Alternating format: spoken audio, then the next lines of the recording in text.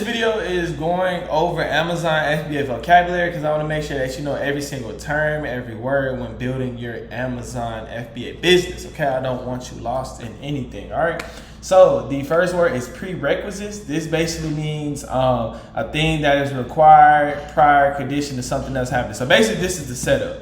Last video we went over the prerequisites, basically your business setup. Okay. Return on investment is basically used to evaluate what percentage are you profitable, okay? And if y'all remember, return on investment is profit, okay? Is my OneNote clean? Y'all see me clean this OneNote a lot. I'm sorry, y'all. Forgive me. All right, so it is ROI. Gotta remember this, all right? That's a big part of your business is ROI. At the end of the day, we're looking at ROI. We don't care about really anything else but ROI, okay? ROI is profit divided by cost. So if I'm profiting $25 on a product and this product cost me $100, all I have to do is go in my calculator, do 25 divided by 100.25. That means I'm making 25% on this product, okay? That is what ROI means, right? Vendor, okay? Your vendor is your supplier or your company, okay? Now, when you're doing wholesale, you are going to work with a lot of different vendors. You are going to have a lot of different wholesale accounts, okay? This is why I provide y'all with my Wi-Fi FBA supplier sheet.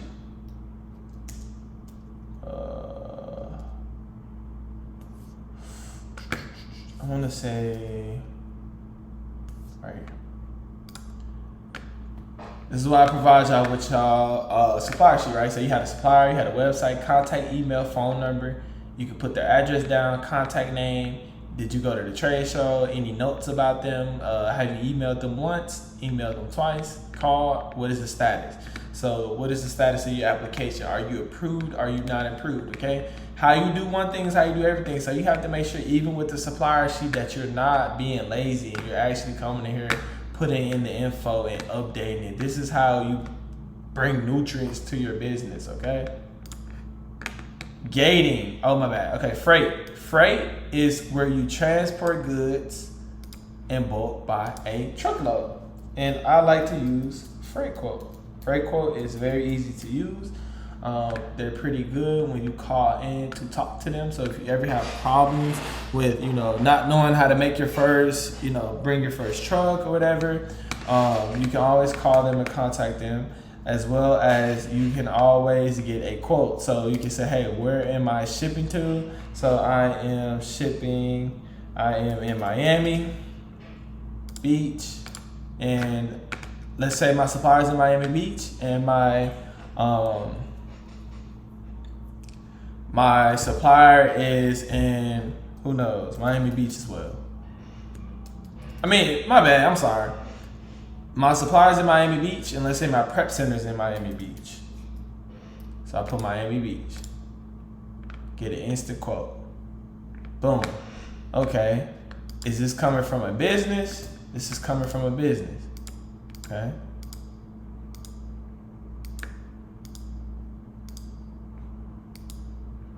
Okay, does this supplier have a lift gate, or do I have to pick up inside? You need to ask them that. Most of them have a lift gate where they can just put it right on there. If you're dealing with a spot, 9 times out of 10 they have a lift gate. Okay, when day are you requesting your load? All right, where is the load going?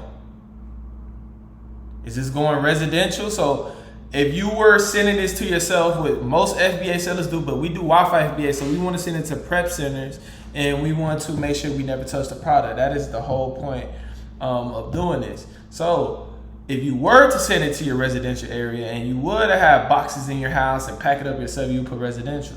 Or you would put business. This is going to another business. Okay, do they have a lift gate? 9 times out of 10, they have a lift gate. Okay, what items? Pallets of electronics. Okay, packaging type. How big is the pallet? So your supplier will always reach out to you and let you know how big is the pallet. After you make your order, they're gonna tell you the pallet size, everything, the dimensions, all that. All you would do is put in here the dimensions. If there's custom dimensions, let it be known. Okay, length of the pallet, weight of the pallet. Ask them what the weight is, okay? Also ask them what is the height. How many pallets is it in total? So if it's 3 pallets, you put 3 pallets. If it's 2 pallets, you put 2 pallets. Let's say the weight of the pallet is 50 pounds and I'm getting 5 pallets, okay? Does the shipment have hazardous items? No. Is the shipment temperature sensitive? Most shipments are not, okay? So put no, no. Okay? Dimensions. So basically they calculate, like there's different classes for how big the freight is. They calculated the freight class, okay? Calculating the quotes.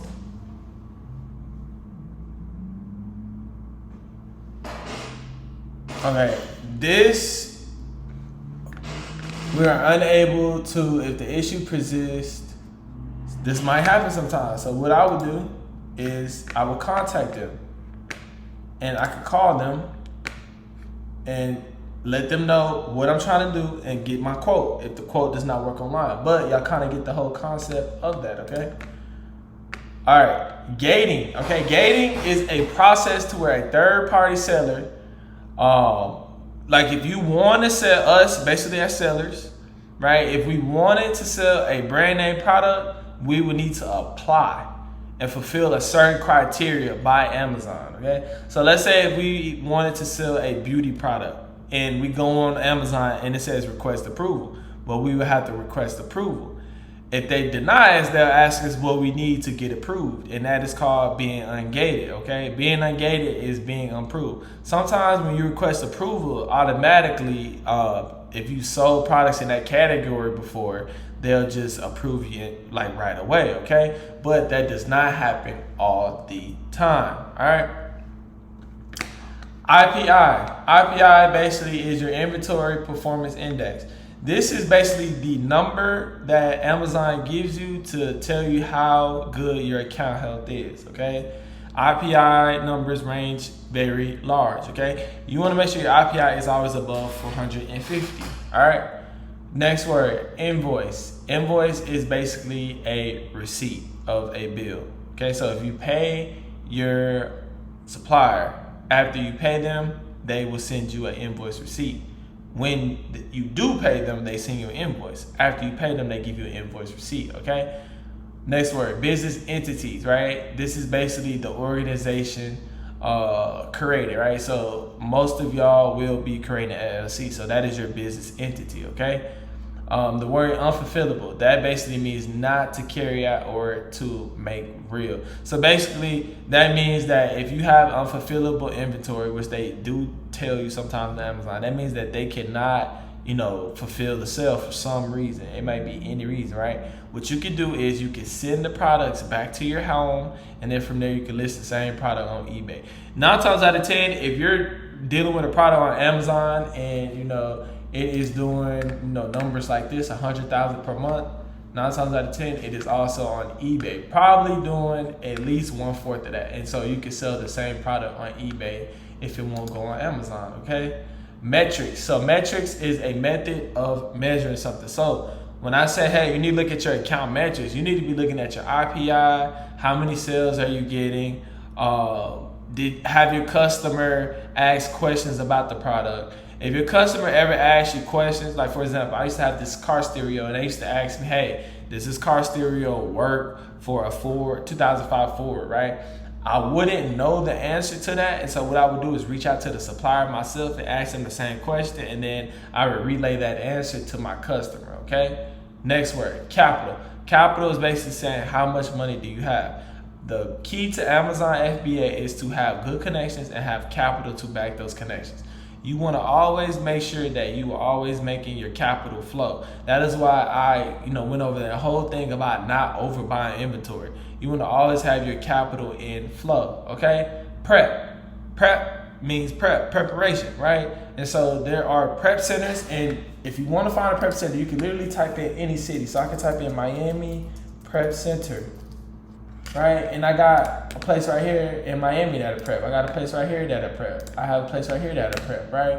And so the thing about prep is you want to make sure that your prep center is always close to your supplier. And then from there, if you can get your Amazon truck, everything will come out way cheaper. If your prep center is on the East Coast and you are ordering from your supplier on the West Coast, do not do that. Find a prep center on the West Coast. And when you find a prep center, let them know who you are. Talk to them. They are people just like you, okay? They want to build a relationship. They want you to keep using them.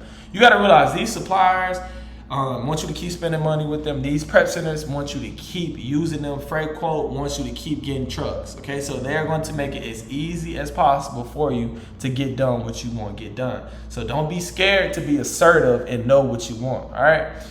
Next word is GHS, okay? This is basically a hazardous product, okay? And hold on, I go crazy sometimes.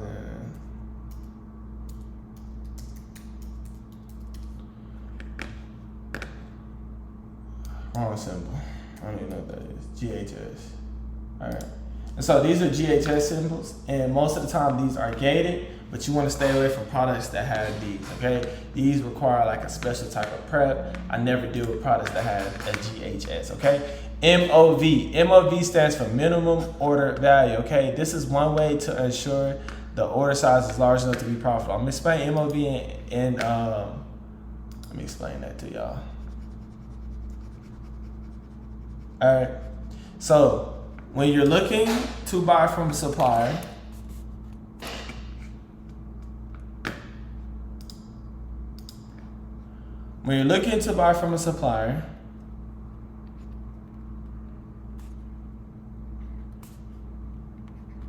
in bulk, they go by MOV and MOQ. Here's the difference. MOV is when the supplier says the minimum, because this is what it says, minimum order value, minimum order quantity. This basically says if a supplier has a pallet or any product, not even just a pallet, a product, and they say, hey, you have to spend at least $200 to order this product in bulk. The value, the money sign, like saying you have to spend an amount, is MOV, okay? When a supplier has a pallet and they say you have to buy, or a product, and they say you have to buy at least,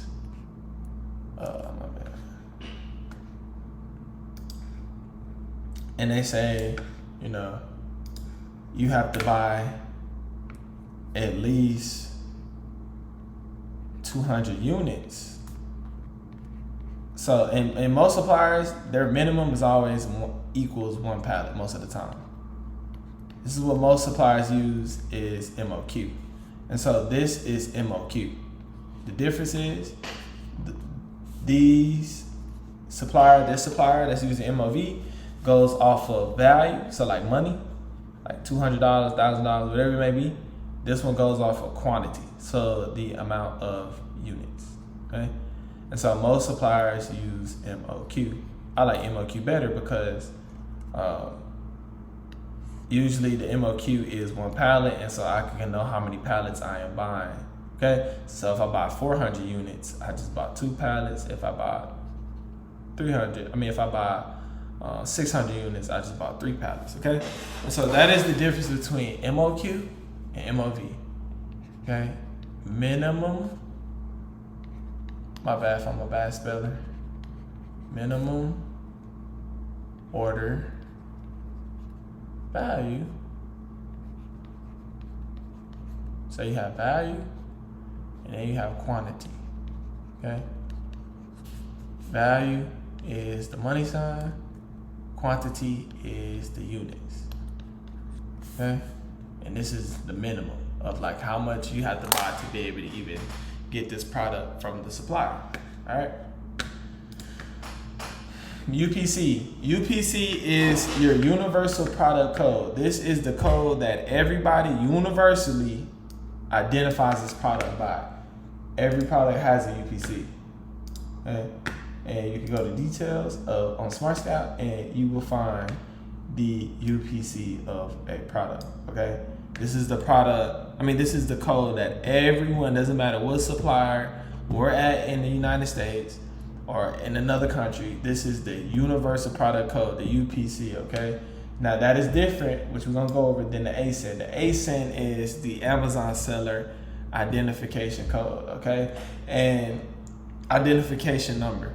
And basically what that means is this is the listing, the code for the listing of this product. Okay, so you can click this and it's gonna take you right to the listing of the product, right? And I scroll down and I can see, where is it at? Where's the valuable numbers? It's always, right here, ASIN. So I can see the ASIN is right here. And the UPC should be, but I'm gonna show y'all the ASIN. Like if you come in here and you literally copy and paste the ASIN on Amazon.com, not the Vimeo video. Oh man, hold on. That's too funny. All right.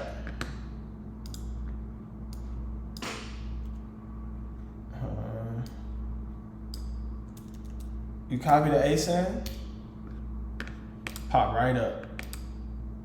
Okay. Also, you can use the UPC. And so when you're finding a product that you want and you want the supplier to know exactly what product you want, give them the UPC. From there, they'll know what product you're talking about, okay? And if you want to be able to know what product it is on Amazon, well, let's use the ASIN. Okay, UPC is the code that everyone uses on the products, the barcode, okay? Hopefully, that makes sense. All right, MOQ, we already went over that. IP alert. IP alert is a Chrome extension. Very easy to download. Right here. You can download that. It is free. And basically what an IP alert is intellectual property. And so what happens is some of these brands, because there are a lot of brands on Amazon. Some of these brands, what they would do if they don't want you to sell their products or they don't want to compete against you, they'll give Amazon, they'll give you an IP alert and basically it's telling you to take down a listing. They are not really able to do that because if you bought it from a supplier, you're able to sell it anywhere you would like because you bought it from a supplier, okay? But the way we, stop IP alerts is by looking at the average number of FBA sellers. We always want to sell something that has anywhere from 3 to 5 FBA sellers. 2, maybe sometime, but if there's only 1 FBA seller, we can assume that it is private label, or we can assume that that person has a brand deal with the brand to where they're the only ones that's able to sell it. So we kind of want to be in the clear at all times and deal with, listings to where it's like 3 to 5 FBA sellers, okay? All right, a plateau. Okay, so plateau is a state of little or no change, right? And so every time you evaluate a product, you want to always go here. Okay, so look at a product, right? You always want to go to history. Okay, when you go to history, you're able to see this plateau of price, buy box price. Okay, remember buy box is the add to cart button and the buy now. And you want a plateau because I want to know if I'm invested in this product that the price is consistent. The price does not drop a lot. You want to always look at the last 30 days, okay? The last 30 days, as you can see, because when you buy a product, you really should not plan on selling it for more than 30 days. And so if you want to look at some accurate data, you got to look at the last 30 days. And so when you look at the last 30 days, you want to see if there's a plateau. This is a plateau. This is perfect. That means the price is at $37. And so when I am on the back end and I'm trying to calculate, like, you know what I'm saying, my ROI, possible ROI, I know for a fact it's going to sell for $37. That's my selling price, okay? And so now I real life just have to figure out, since it's a nice plateau, I have to figure out, well, how much am I getting it for, and, you know, what's the profit in between that, okay? If it is not a nice plateau for the last 30 days, do not deal with it. It should look like this, or it should look like, you know, a little bump in there. It's not always going to be perfect, but it should kind of be in that ballpark range, okay?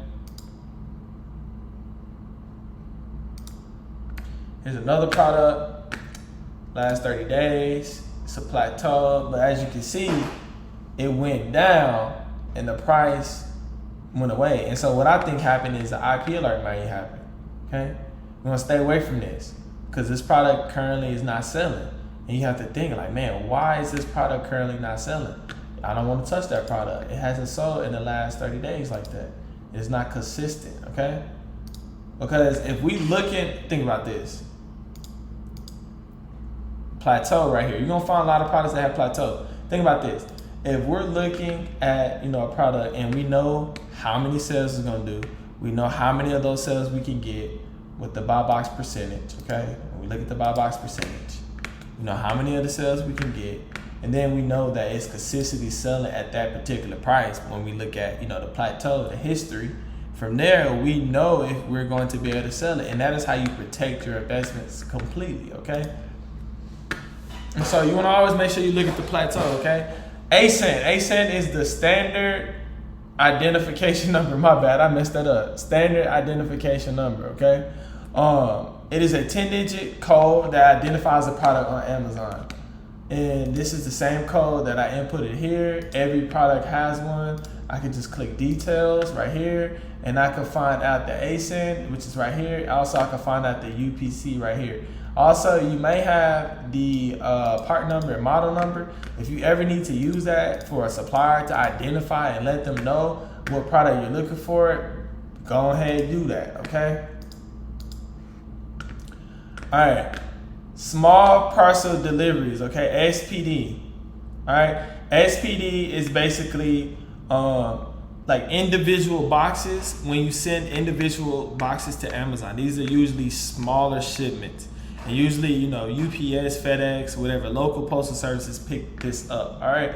When you go to create a shipment plan inside of Amazon, which I'm going to teach you how to do, you go create a shipment plan. It's going to ask you, do you want to do SPD or LTL? LTL is less than truckload, okay? If you have a small little box, it goes SPD. If you have a couple small little boxes, SPD, okay? Less than 50 pounds. Less than 50 pounds, okay? Now, if you have a big old pallet,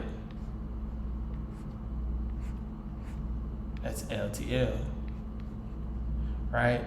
And when you create any shipment plan, or even with your freight quote, they're gonna ask for the dimensions. You put the dimensions in there. You ask the supplier for the dimensions, okay? This is LTL. This is more than 50 pounds, okay? That is basically how that works, okay? BSR. BSR stands for bestseller rank, okay? Bestseller rank is sometimes called sales rank. This is the score that is assigned to a product based on how much it's selling, right? You can always know the BSR right here. It says rank 8,000, okay? The higher the number, the less it sells in this particular category, okay? And so you have BSR all the way. We have BSR, what is it? It's probably gonna pop up. It doesn't even pop up. The BSR doesn't even pop up, but there are like BSR 100,000, and then you have, you know, BSR. You have BSR 24,000 in books, and then you have, let me show you. You have like low BSR, like 1. Like this is the number one selling product for PlayStation game. 1, 3, 50. I don't. Some people look at BSR when trying to sell. So I don't. I just look at monthly revenue. How much is it doing per month? The number of sellers, my competition. Okay. Then I look at the details. I look at how much I'm going to invest. So let's say if I'm investing less than like 100,000 with this product, so I know I'm gonna get like a low percentage of sales. I do that times how many monthly units, and then I see how much I'm going to sell. Okay, I don't really look at sales. It doesn't really matter to me because I'm looking at how much profit it does, and then once I do that, I'm then looking at, you know, what's the history? Is there a plateau? What does the plateau look like? Like this right here is not consistent. Like what happens during these days? Like who knows? It's not consistent, okay? That is what I look like. I mean, that's what I said, that's what I look like. That's what I look at, okay? That is BSR, liquidator. So liquidator is the process of liquidating the business. So basically what a liquidator does is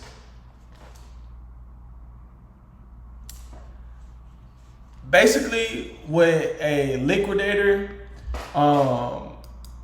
does is they basically take up a lot of clearance items and make a pallet out of it and then allow people to buy them. So let me see, liquidators.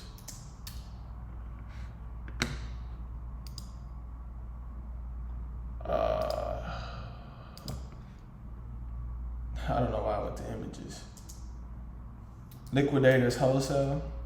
We don't really buy, like you want to know what you're buying. You just don't buy random stuff. But show y'all. And so you can buy like pallets from Walmart and stuff, but I mean, you got to know the word. It's a type of supplier, but like at the end of the day, not really.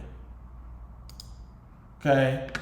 KPI stands for key performance indicator. Okay, it is a quantifiable measure of performance over time. You really don't need to know what this is, but a KPI is basically how you measure like how good the business is doing, the health of the business overall. Okay, free on board is a shipment term used to indicate whether a buyer is liable for damaged goods during shipment. Okay, and they do have insurance and all that. Amazon, if they do lose your shipment, like for example, if you ordered 100 units and only 98 units show up in Amazon, they will replace and give you the money for those 2 units that they lost. Okay, Amazon is not perfect. Like Amazon is a huge business, and when you're that big of a business, it's impossible for you to be perfect. Okay. Next word is manufacturer. This is a person or company that makes the goods for sales. Okay, this is the company that makes the product. These manufacturers are usually in China. Okay, so we do not really deal with manufacturers like that unless it is a U.S. manufacturer. All right. LLC is limited liability company. This is the business property, right? And then SEO is search engine optimization, and that's basically what I showed y'all when you are looking for a particular brand. So like Energizer brand, and then I put wholesale. So you basically use Google search to find exactly what you want, or a wholesale distributor. Okay. And you can do this with any brand. If you're looking for a, let's say electronics, I'm gonna just wholesale, and then let's say your city is, I don't know, let me think of a random city like LA, right? Electronics wholesale LA, and so you're able to see exactly LA. Google is a very good source to find, you know, a lot of stuff you're looking for. A lot of stuff you're looking for can be found with one Google search, okay?